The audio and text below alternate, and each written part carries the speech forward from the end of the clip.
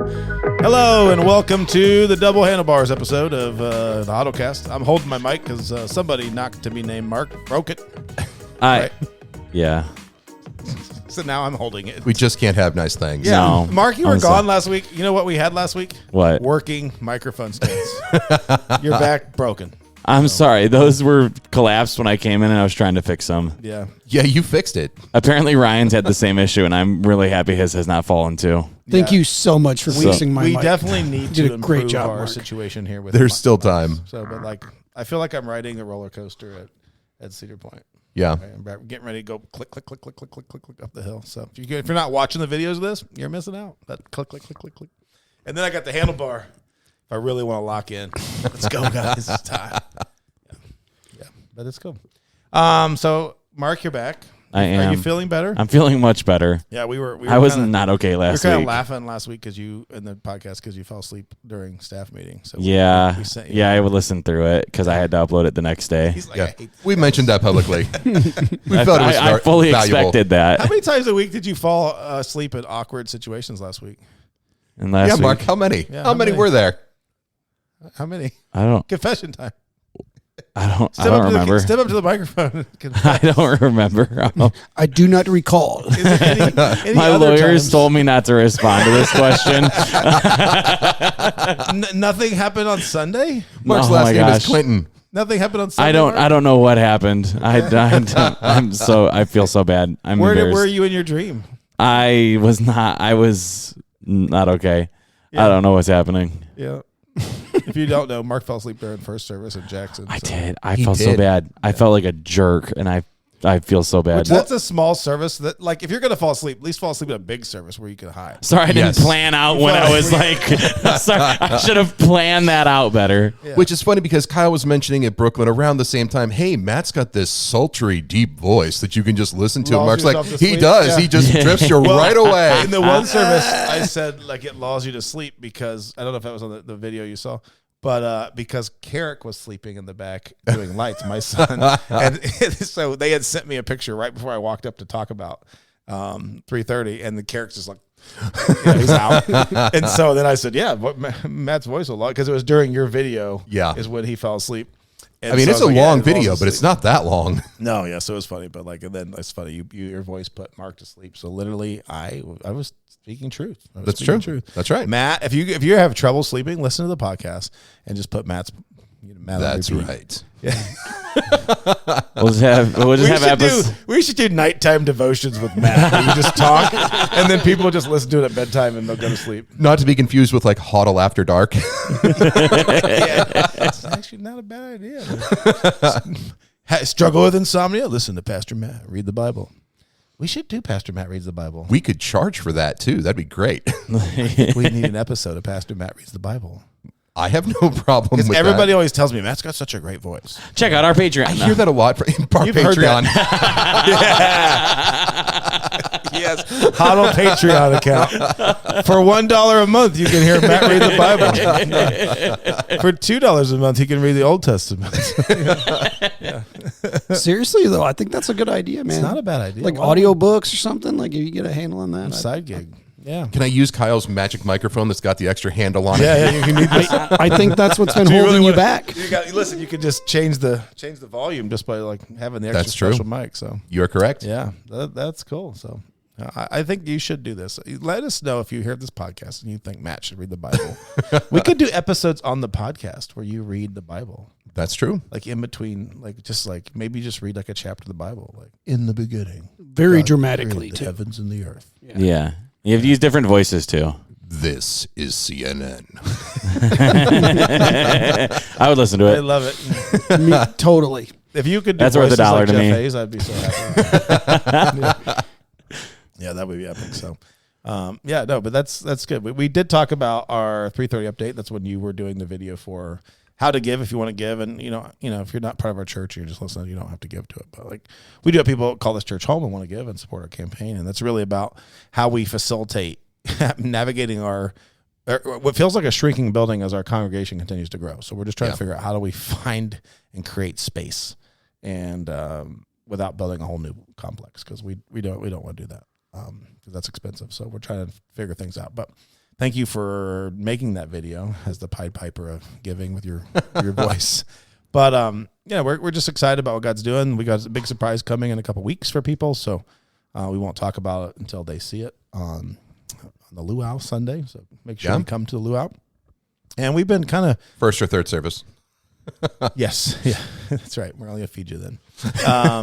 But no, we had a lot of people Sunday. It was awesome. We had like 500 people in Brooklyn. You guys had a good crowd in Jackson. So it's really, we had 48 something like that. I think God is moving, and we're just trying to figure out what we're doing with all that. So, and for the 600 or 700 people that call church home here, that regularly we come in a couple week period, we've got to figure out how are we going to handle the future, and how are we going to handle the building, and how are we going to handle our spaces, and in a way that allows us to continue to meet together, because we do 3 services. I don't mind. People keep asking me if we do the 3 services, we hate it. And I actually like it. So it doesn't cause a problem for me. The worship team's not complaining. Like, I think we've had to tighten up some things, so we're not here that much longer than we were, but it's an enjoyable morning, and our services definitely have different vibes. So I don't know if you guys noticed this on Sunday. The vibe change from service to service. Well, I preached there on February 22nd. It was my first time doing the 3 services and preaching it at that campus. And it's one of those things where you do feel like the energy from the crowd and the energy during worship, it does shift and it does change, because each person's bringing kind of their own personality into it whenever you're coming into the building. We are, one church, 2 locations, but now across 5 services. So you look at that, and each time someone's coming in, they're bringing whatever energy they're walking into the room with. That's a part of what is part of that service that day. And you do feel that, and you do recognize that, and not in a negative way, not like, there's a grumpy person sitting in the 3rd row, we got to really watch them, but definitely in the energy and the passion and the excitement that people are bringing into the church. You feel that as you're the worship team or you're the pastor preaching. It's definitely, it's tangible. Yeah. I would say first service is more participatory when I ask questions. Yeah. Second service is more responsive, demonstrative, maybe would be a good way to say it. They participate, but in a responsive way, laughing and participating. And then third service, and I would say like first service is the people that would normally sit in the front of that's like the front pew people. Yeah. And then like second service is the middle of the church, and then like third service is the people who would always sit in the back of the church. And do. They sit far, far away. And they're the least responsive. They just kind of stare at you sometimes. And so there's 3 different crowds, and it's fun, and it's fun to enjoy the differences between the crowds and the people that come to each of those. And so not that any of them is different or in a bad way. It's kind of fun for us as a team to see the differences and engage with it. And it does make preaching each service a little bit different, which is kind of neat for me. So I enjoy it. But we have been talking about false idols, though, in this series. And so 2 weeks ago, we talked about what are false idols, and like we have them in the modern world. I mean, I've been pretty clear this, say, the last couple of weeks. We're all sinners. Like, we are all sinners. And I'm a sinner, you're sinners. We all have idols. Like, we can pretend like we don't, but we all do. And they're either past, present, or future idols. We either have struggled with them, we're struggling with them now, or we will struggle with them in the future.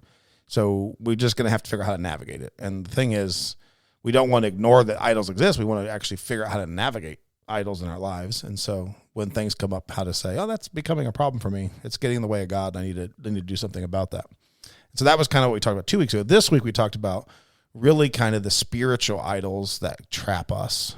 We call it, there's some different scholarly ways they look at it. They call it the Corinth Trap, the Pharisee Trap, and the Athens Trap. And it's basically our intellect or our knowledge of the Bible gets in the way of our loving people really being transformed by Christ or surrendering to Him.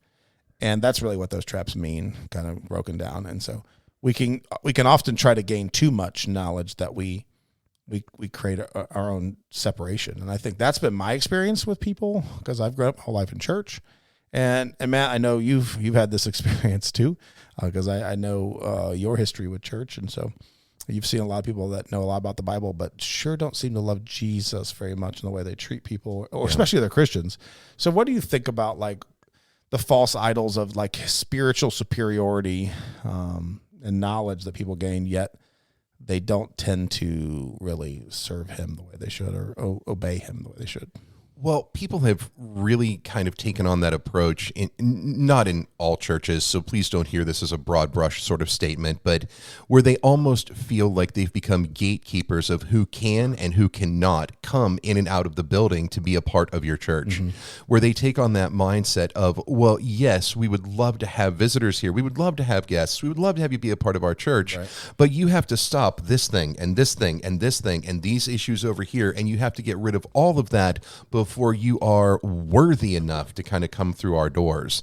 And the minute you start kind of standing outside the church doors like a bouncer saying who can and who can't come in, you've completely missed the point, because you've kind of lost the fact that Jesus died for us whenever we were in an absolute abysmal, terrible, horrible situation of sin, and we didn't think we had any path forward.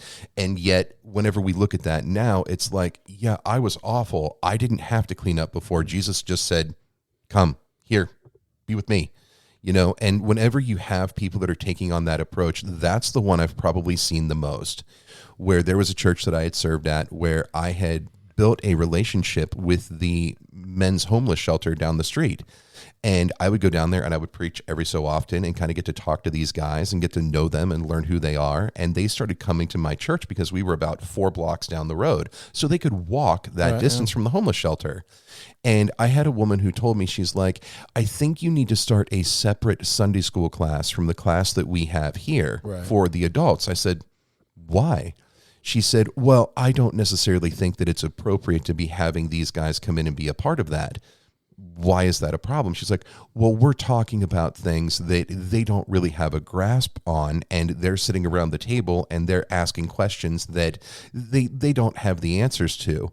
I said, but that's kind of what this purpose is with church. And they're getting in the way of me getting the knowledge I want. Yeah. That's or they're asking questions that they superiority. should just already know. That was part of the mentality of it too. And that is not just heartbreaking in God's eyes. It should be heartbreaking in ours too. Yeah, it happens all the time. I don't want these people to come here because they smell, Yeah. I mean, we live in Michigan. Pure Michigan now smells like marijuana. Like That's true. Everywhere you go, every store you go to. I was at the hospital doing hospital visits, and like I got out of my car and it just reeked of marijuana. And then every row of cars I walk through, just more marijuana. Like people are just sitting out in the parking lot smoking marijuana. Everywhere you go. But that's the reality of, you're going to be at church. People are going to walk in, smelling like marijuana. We went and saw my daughter win Student of the Month at the school, and this family came in and they just sat down next to us and they just reeked of marijuana. And like, this is everywhere. Yeah. And so the problem is, I've been around people who are like, you can't come here smelling like that. I'm like, you can't come here smelling like alcohol. You can't come here smelling like body odor because you're homeless. Like, this is a place for people who are showered and who have nice clothes and who like have their lives right. That's how people have been in the past at churches I've grown up in, I've attended, I've seen, I've visited.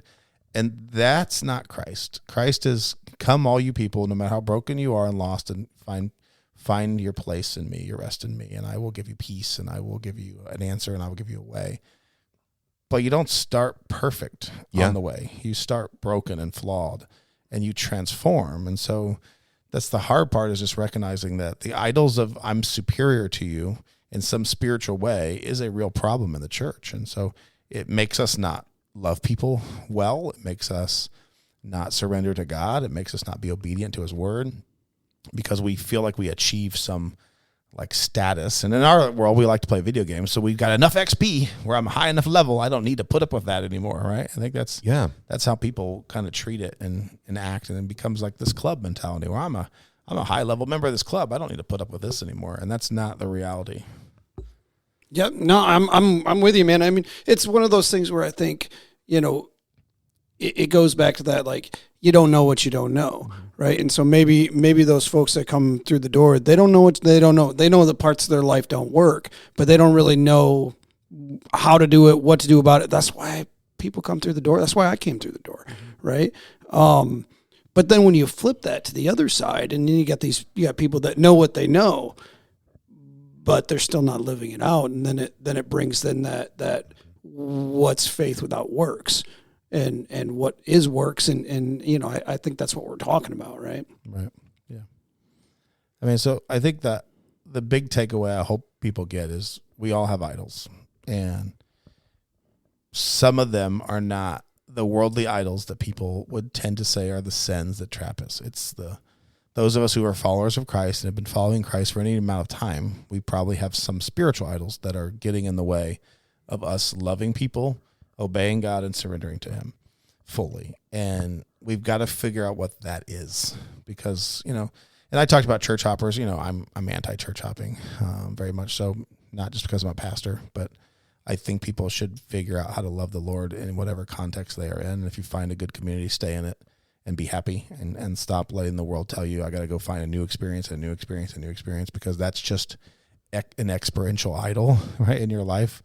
We talked about that, a couple weeks ago, that spiritual experiences are an idol. I need to have this new feeling or this new wow moment, and if I don't have it, I need to go find that thing. That's just another idol. You can have, deep experience with the Lord in whatever context you're in, if you choose to, because it's what you put into it, not what you get out of it. And people are always looking to get something out of church or an event. And if you put your all in and all that you're doing to glorify Him, you're going to get something out of it. I think that's where people get it wrong so often. It's not coming to get your nugget of wisdom. It's not coming to get your spiritual lift, your feeling. It's coming to pour into everyone else there to glorify God together. And that's the danger. So there's a pastor that you and I both know. This is kind of in the Wayback Machine for you, but Bob Combs. Do you remember Bob? Yeah, Bob. Yeah, he had preached a sermon one time that he said, there are so many people who come to church, and one of their biggest complaints is, well, Pastor, I'm not getting fed. I'm not getting fed. I come to your sermon and I'm not getting fed. He said, you need to start asking yourself the question, are you bringing a fork? Like, are you coming to church and bringing a fork? He's like, you can say all day long, I'm not getting fed. I'm not getting fed. We need that t-shirt. HOTL, bring your fork. We need that. Yeah. But I mean, Bob brought up a great point with that, that you say, well, I don't feel like I'm getting what I need out of church. What attitude are you coming in with? Like, if you're walking in the doors and you've already got a bad attitude before you've even hit the minute you cross the threshold, and you're coming through the doors and you're like, yeah, I'm kind of just coming here to go through the motions, you are going to keep church hopping. Yeah. And it's not going to matter what church you're in. You're going to still find the same problems every single church you go to. It might scratch the itch for a little bit, but eventually... There is no perfect church. Yep. We're not perfect. I don't think we're perfect. No, we're not for everybody. We say all the time, we know who we are, we know who we're not. If you don't fit here, this may not be the place for you. That's okay. Yeah. You can still love Jesus. We still love you. Yeah. We can still be friends, but I don't have to have you come to church to be your friend. Mm-hmm. Like, you can go to our church. So we might all be happier if that happens, right? We might have a better friendship. And so, we are our own unique blend of church because we feel like that's how God has called us to be in this time and place for the people that call this church home. It's not for everybody, and that's okay. People have different traditions and likes and interests, and that's fine. But we are trying to be the healthiest church we can be for the people who do call this church home, and to encourage them, to love them, support them on their journey, and really keeping Jesus as the center of that and the focus of their life and their relationships. And so if that's what you're looking for, then we do think you can be here for a long time. And I honestly don't want people to be here because I'm the pastor. Like, I hope that people will find a way to be happy enough here that if I leave, they'll stay. Mm-hmm. And you and I have been at multiple churches, and sure, we know when pastors leave, congregations tend to leave. I would hate that. Like, that's not what I want here. Because that means I did a bad job. I did a bad job preparing people for the broader context of God's kingdom and church. That if they just go, well, I'll just go where Kyle goes. Like, I don't want that. Like, I'm not going anywhere, but ultimately, this is how rumors start. Yeah. Just as we heard in the podcast you're leaving. A whole lot of questions. So, and then I talked about dying Sunday, so maybe they think I'm dying. But I think that our best thing that we can do for people is just let them know the value of community, real intentional community, and intentionally being involved in that community, which means sometimes you have to forgive people that make you mad. Sometimes you have to hold your tongue. Sometimes you just have to love people who are unlovable. And the more that you figure out to do that, the more you're like Christ. Jesus loved a lot of unlovable people who challenged him, who hated him, who spit on him, who put him to death. And he still loved them. He still forgave them. He still had mercy on them. So I think that's the kind of people we're called to be. And when we have idols in our lives that get in the way of us becoming like that, and they make us more like the broken world around us, and that's not what I want to become, and I know not what you guys want to become. And so what do you think, what do you guys think about the danger of spiritual superiority in your own lives? Let's turn it personal. What do you think? Yeah. You want Ryan first? Yeah, or? whoever, whatever. Go ahead, man. I wasn't prepared for a response. That's why I looked at you, Matt. Oh, Matt's like, sorry. I'm not prepared for a response. That's the subtle, I want you to answer. I want to hear what you got to say first, and then it'll spark something. He needs the lock-in handle. That's Yeah, what he's like, It's because the thing. it's because I don't have that. yeah, Is you don't have why. lock-in handle. Yeah. So, I mean, it is so easy as a pastor to get caught in the trap if things are going really well at your church, to look at it and say, in even just a fleeting moment, this is even in part because of me. That becomes so toxic, because the moment you start thinking of it as my church, what I did, you start looking at it and saying, well, nobody can do ministry like me. Nobody can get it right other than me. It becomes this slippery slope. I've seen this happen with pastors. I mean, nationally, we've seen pastors who have kind of had a rock, slip from underneath, and they were down at the bottom of the valley in no time. And I think that's one of the things that from a church standpoint we would have to look at and recognize is there's a level of humility that has to always be maintained, whether you're a pastor, whether you're just a regular, ordinary person walking down the street with a relationship with Jesus. You have to maintain a level of humility. And I think that Jesus lived that example out whenever, he's washing feet, whenever he's putting himself last before things, like all of this stuff that he did. That's how you fight off that idea of superiority. Mm-hmm. You have to start putting other people ahead of you and recognizing this is a race to the back of the line. Yeah. And I need to not be trying to be first, not trying to be in front, not be going for anything that's glorifying me, because it's not about me. Right. Yeah. What do you think? Yeah, I think I'm listening to Matt, and I'm thinking the thing is you guys get it. I'm kind of a more of a newer guy to this kind of thing, so my experience is limited, and so I don't know. I mean, I say it all the time. Like if I had a superpower, like my superpower is like just kind of blind obedience, because I don't experience. If anything, I exist on the other end of it, where there's maybe that you could say it's an idol, that part of me that says you don't belong, right? You don't belong here. You don't know enough. You don't, and then people, because I read a lot and because I work so hard to implement all this into my life, I work so hard to live this life as close to Jesus as I can. But in the same right, maybe that, that opposite of not I'm extraordinary, but I'm not your guy. Right. And I think that for me, Jesus always, that's, if there's a spiritual battle that goes on, that's probably the one for me on the other end. In the same right, that's why I always just try to lean and turn and keep my eyes on God, keep my eyes on Jesus, because that always saves me. And my idols never saved me. Right.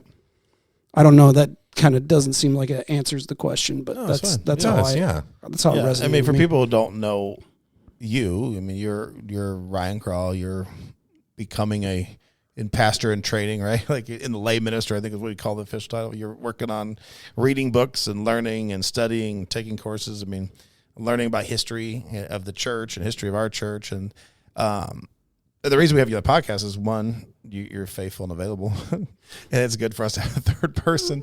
It also frees us up to not always have to be on the podcast, which is good. And we like Ryan's perspective and Ryan's insight. And you're in a different place in your life and ministry than we are, which is, I think, fun to have that perspective, because I've been doing this a long time. You've been doing this now about half the time I've been doing it now, probably. Yeah, how many years you been doing it? 16 years in now. 16 years. Well, no, you're over half now. So yeah. Yeah. And when I met Matt, he was basically like you, Ryan. So probably even a little further. Yeah, probably even a little further behind than where he is now. Matt was pretty bitter towards the church when I met him. Just in church in general. So, and God's just gotten a hold of his life, and now Matt's pastoring. I've been pastoring for 16 years. That's a long time ago. Yeah.